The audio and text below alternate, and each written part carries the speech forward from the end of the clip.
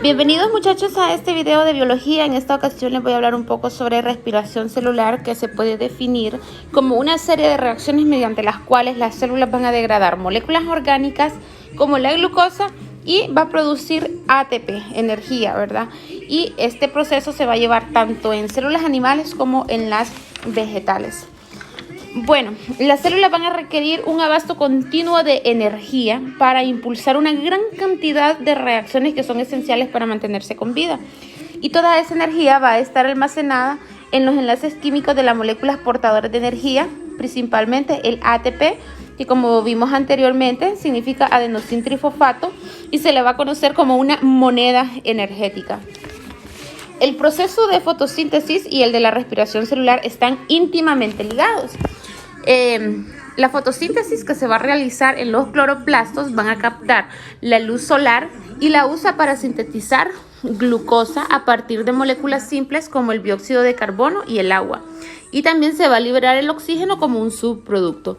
En la mitocondria, las células van a degradar la glucosa. Cuando digo degradar es como que van a ser más pequeños, que lo van a deshacer esa glucosa para proporcionar energía que va a ser captada por la molécula del ATP.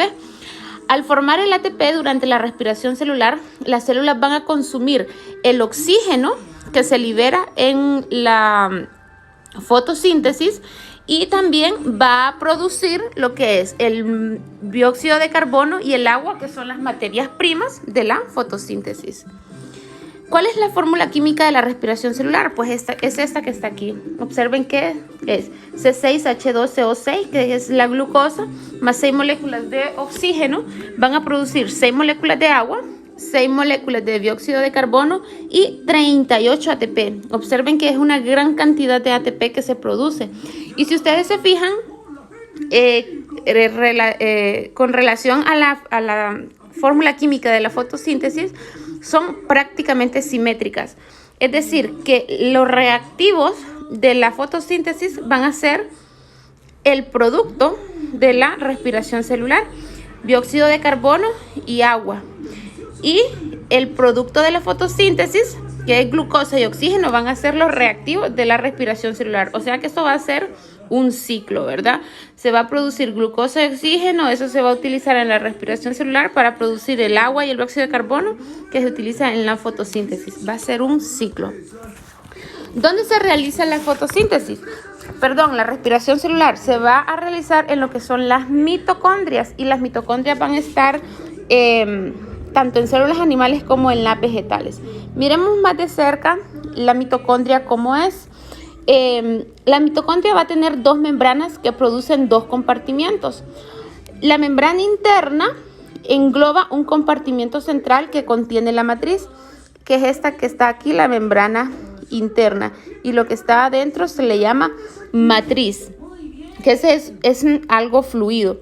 Y la otra membrana, que es la membrana externa, que va a rodear todo el organelo. También se van a producir estos espacios intermembranosos que van a formar como unos pliegos y se les va a llamar crestas. ¿Cuáles son las etapas de la respiración celular? Pues aquí tengo un esquema que engloba las etapas. En primer lugar está la glucólisis.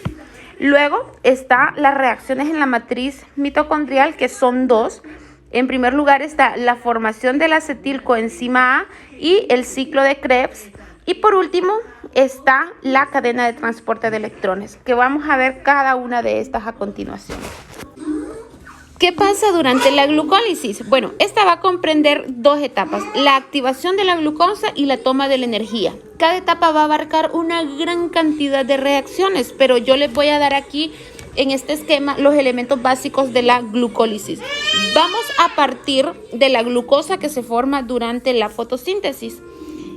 Para que la glucosa se pueda degradar, tiene que estar activada. Al activarse, se consumen la energía de dos moléculas de ATP. Al consumirse la energía del ATP, se forma el adenosin difosfato, que ADP es la forma sin energía del ATP, que tiene un fosfato menos.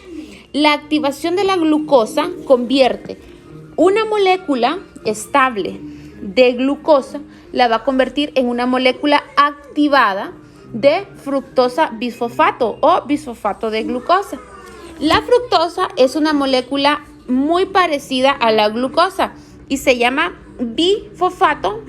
Bi, que significa 2, se refiere a los 2 grupos fosfatos que fueron tomados de los 2 ATP. A continuación, en el paso de la toma de energía, la fructosa difosfato se va a dividir en 2 moléculas de 3 carbonos y un grupo fosfato cada uno. Esta molécula se va a llamar gliceraldehído 3-fosfato o simplemente se le va a llamar G3P. Cada molécula de G3P que va a conservar un grupo fosfato que viene desde este ATP va a conservar ese fosfato en su enlace y va a sufrir una gran cantidad de reacciones hasta convertirse en piruvato. En estas reacciones que se producen, podemos observar que se van a producir también 2 ATP por cada molécula de G3P. Y como son 2 moléculas de G3P, entonces se van a producir 4 ATP en esta reacción. Pero recuerden que el primer gasto energético que hubo acá de 2, entonces el total neto de ATP que se va a producir van a ser 2 ATP. También podemos observar que junto a esta ruta del G3P al piruvato se van a encontrar también 2 electrones energizados y un ion hidrógeno que se van a sumar aquí a la reacción. Este, que es un portador de electrones vacío, va a producir un portador de electrones energizados NADH. Entonces, en resumen de la glucólisis, cada molécula de glucosa se va a degradar en 2 moléculas de piruvato. Estas reacciones producen una ganancia neta de 2 ATP y 2 moléculas de NADH.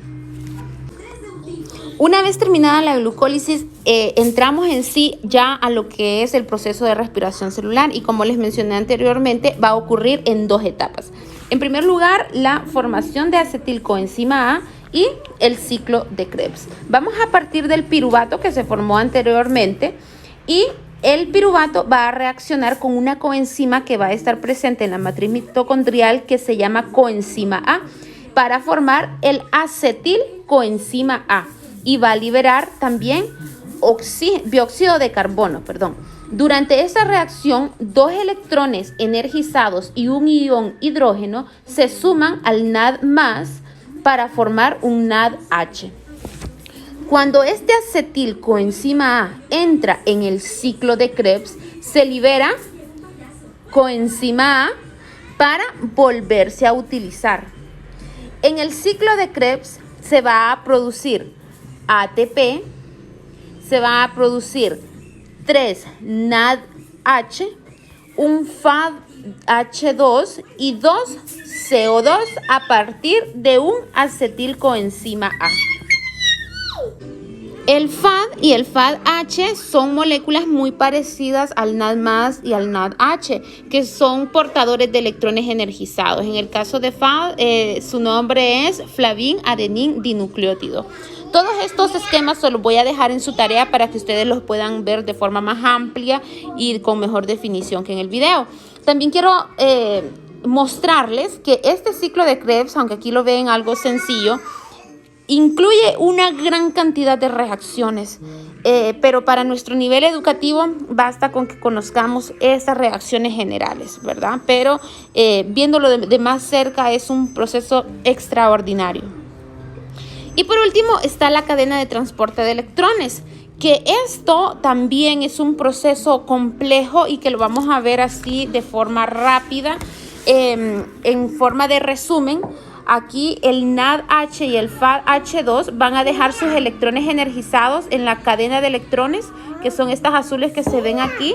Cuando los electrones energizados pasan por las cadenas de transporte de electrones, su energía va a ser aprovechada para bombardear hidrógeno.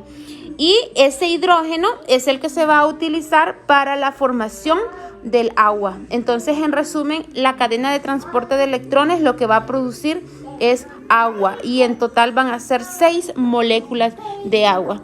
Bueno, muchachos, entonces al ver un esquema así como este podemos ver que son procesos que están interrelacionados, que ya vimos que son un ciclo.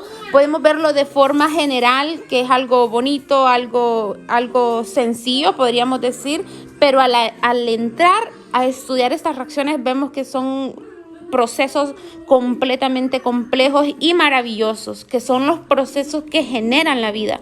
No podríamos existir sin la fotosíntesis, porque es lo que nos produce el dióxido de carbono, el oxígeno, y no podríamos vivir sin nuestras mitocondrias, que van a producir el agua, que son las moléculas de la vida. Son dos procesos extremadamente maravillosos y a mí me da un gusto que ustedes estén estudiando, viendo este video, y ustedes deben de sentirse orgullosos de estar estudiando estos temas.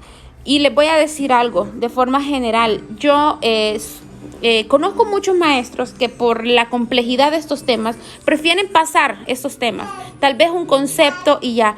Y ustedes en cambio tienen que sentirse orgullosos porque están estudiando estos temas como se debe. Quizás lo vean un poco complejo, un poco difícil, pero ustedes siéntanse orgullosos por estar estudiando como deberían de estarlo haciendo. Entonces esto es todo por este video. Muchas gracias y estamos a la orden. Por cualquier duda, pregunta, ya saben que pueden consultarme.